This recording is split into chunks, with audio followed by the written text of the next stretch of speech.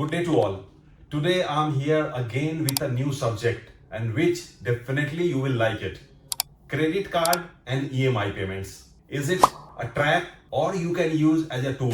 Today I'm going to give you a different viewpoint on these expenses. आप कैसे अपने credit card और EMI payments जो आप करते हैं उसको tactfully as a tool use कर सकते हैं and still you can create a wealth. Some of the key points which you have to keep in mind I will explain you later and then definitely same time आप expense भी कर रहे हैं and you can create a asset also because in life it's very important to balance your asset and liability. आप जो भी payment करते हैं क्रेडिट कार्ड से या EMI के थ्रू, मोस्टली आपके फोन के बिल्स हो गए या आपके कार के बिल्स हो गए, आपके वेकेशन के EMIs हो गए, तो ये सारी चीजें आपके लिए लायबिलिटी है, ये एक्सपेंसेस हैं. And to balance it it's very important to create a asset same time. Means आपको अगर EMI पे कुछ खरीदना है तो you can purchase a asset जिसकी वैल्यूएशन बढ़े फ्यूचर में, न कि कार की तरह वैल्यूएशन कम हो जाए, फोन की तरह जो आपने 1.5 लाख का खरीदा है और 3, 4, 5, 6 महीने में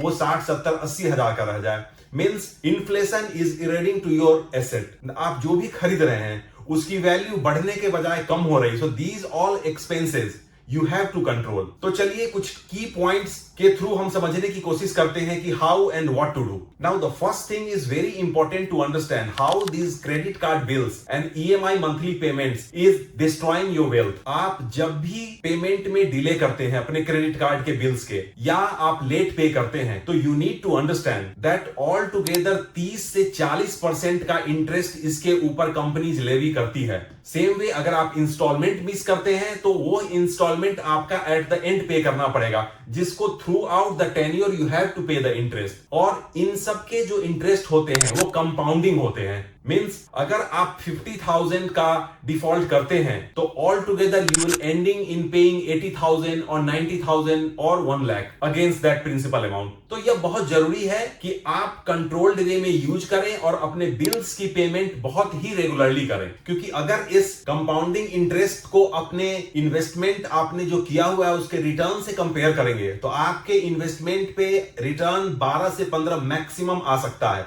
बट वहीं अगर आप एक्सपेंस देख रहे हैं इसके ऊपर जो आप इंटरेस्ट पे कर रहे हैं it's somewhere around 30 to 40%. So you can add up.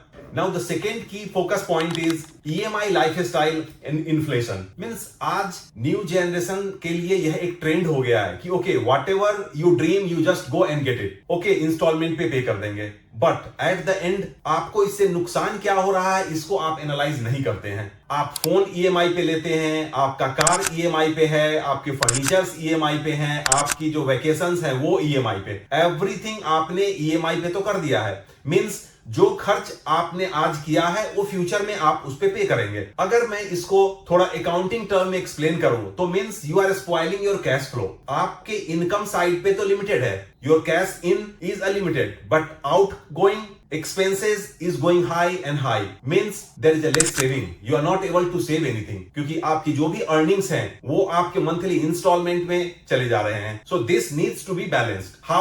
I will explain you in the later part. Now the next key point is opportunity cost. आपको यह भी समझना बहुत जरूरी है कि आपने अपने क्रेडिट कार्ड पे चीजें खरीद ली, आपने इंस्टॉलमेंट बनवा दिए, बट आप एक अपॉर्चुनिटी यहाँ जो लूज कर रहे हैं. आप जिस 25,000 को एज ए एक्सपेंस खर्च कर रहे हैं, अगर आपने उसका एसेट क्रिएट किया होता तो आप मान सकते हैं मिनिमम 12% के हिसाब से भी अगर लेते हैं तो अगले 10 साल में वह कम से कम 1 से 1.25 करोड़ आपका इजीली हो सकता था. तो it's a opportunity you are losing because you are not have enough saving. क्योंकि जब तक आपकी अर्निंग्स और एक्सपेंस में बिगर गैप नहीं होगा तब तक सेविंग्स नहीं हो सकता है. Unless until you will not save you can not create a asset. तो आपका wealth creation point of view से अगर देखें तो it's a big negative. Now the next I will give you a solution how you can try to balance these expenses with your asset. Some key points is कि आप अपने credit card के bills हो या EMI हो, commit करने से पहले उसको अच्छे से एनालाइज कर लें आपका इनफ्लो क्या है और आउटगोइंग क्या रहने वाला है. और जो भी बिल्स हो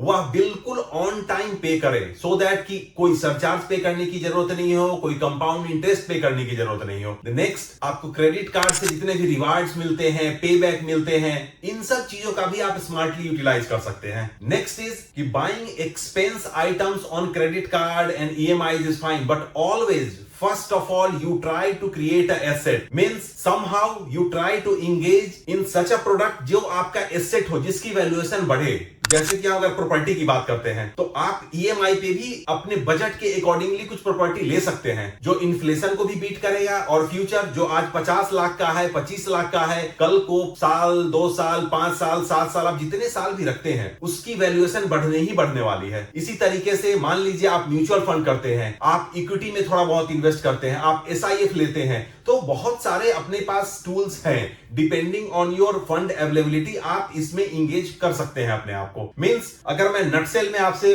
बात करूं तो आप जो भी अपने एक्सपेंस स्टैब्लिश अपने क्रेडिट कार्ड ईएमआई से करते हैं, सेम प्रोपोर्शन में एक एसेट भी क्रिएट जरूर करें। अगर आप 25 से 30 हजार रुपए के एक्सपेंस पे कर रहे हैं तो same time first plan to create asset, 25 से 30 हजार का इंस्टॉलमेंट आप अपने एसेट क्रिएशन में लगाएं, सो दैट कि ये एटलीस्ट आपका फ्यूचर के हिसाब से वेल्थ क्रिएशन हो, सारा एक्सपेंस आउट होके जीरो नहीं हो। एक स्टैंडर्ड पैटर्न की बात करूं तो जो भी आपकी अर्निंग है उसका 30% you take as a expense, running expense, day to day आपके रेंटल हो गए, आपके घर के ग्रोसरीज हो गए, आपके फूड हो गए, डिफरेंट जो भी आपकी रिक्वायरमेंट्स है। Then next 30% you should keep for asset creation, wealth creation, future के लिए। Next 30% you can use on your lifestyle, suppose आपको जो भी क्रेडिट कार्ड से लेना है, ईएमआई से लेना है, एंड 10% 30 90 प्लस जो लास्ट का 10% बचे वो आप हमेशा इमरजेंसी फंड एक्यूमुलेट करते चले, मंथ बाय मंथ। मिनिमम 6 से 8 महीने का इमरजेंसी फंड आप रखें, so in case of emergency you have enough cash flow. So this is a basic standard pattern you should follow. इसमें है कि आपका एक्सपेंस आउट भी हो रहा है और साथ में आपका एसेट क्रिएशन भी हो रहा है। नाउ अब मैं कुछ आपको गोल्डन रूल्स वाला बताऊं वेल्थ क्रिएशन के। तो कभी भी क्रेडिट कार्ड की जो भी पेमेंट्स है उसको रोल ओवर न करें कि हाँ मैं बाद में पे करूंगा, अभी आप इसको डिले कर दो, because this is a really nasty thing to do because you are paying compound interest on that. The next, emergency fund अपने पास 6 से 8 महीने का जरूर से जरूर रखें। The next, always try to invest before spending. आपकी जो भी अर्निंग है, percentage I just give you example, but आप अपने हिसाब से इस पैटर्न को सेट कर सकते हैं कि आपके अर्निंग्स के कितने परसेंट आपको एसेट में इन्वेस्ट करना है, कितने परसेंट आपको एक्सपेंस करने हैं अपने लाइफ स्टाइल पे, कितने परसेंट आपको अपना मंथली जो रेगुलर रनिंग एक्सपेंसेस है वो है। तो और इस पैटर्न को फॉलो करना बहुत जरूरी है। Then only you will able to create a handsome wealth. The most important in this is lifestyle हमेशा अपने अर्निंग्स से बिलो ही रखने की कोशिश करें। Don't get influence by social media influencers, because influence करने के लिए भी they are earning money. All the companies they are paying them to do the marketing for their products, तो वो तो पैसा कमा रहे हैं, बट आप उसको देख के नई चीजें खरीद रहे हैं। आस पड़ोस, आस पास, इसके पास ये है, इसके पास ये, ठीक है, एवरीथिंग इज नॉट नेसेसरी हर किसी के पास हर चीज हो। You need to understand that. पहले अपनी फाइनेंशियल फ्रीडम, अपनी फाइनेंशियल सिक्योरिटी को एस्टेब्लिश करना बहुत जरूरी है। अब साथ में चलते चलते मैं आपको एक हार्ड ट्रूथ भी बताता चलूं कि मोस्टली मिड सेगमेंट और अपर सेगमेंट में आज जो ट्रेंड चल रहा है, अगर आप कार की बात करेंगे वो लोन पे है, अगर उसके ऊपर से पर्सनल लोन लिया हुआ है अपने लाइफ स्टाइल को मेंटेन करने के लिए, then different gadgets like laptop है, आपके पास फोन है, आईफोन है, तो ऑल दीज थिंग्स जहां भी देखें तो everything is on loan. Current data के अकॉर्डिंगली अगर हम देखें तो आज की मार्केट में almost 80% smartphones are on loan. Same way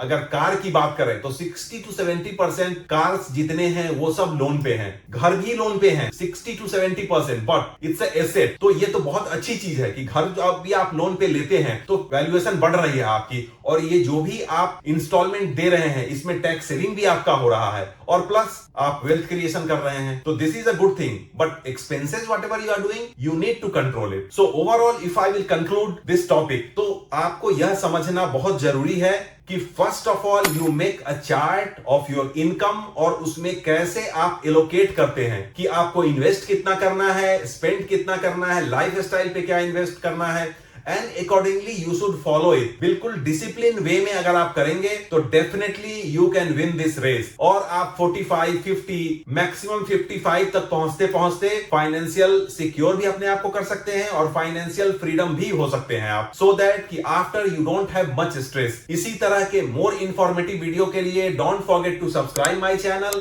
and same time press the bell icon, so that जब भी मैं कुछ वीडियो डालता हूं तो you will get a notification and you can get access to it. By the time I come with the next video, stay safe, stay healthy. Thank you.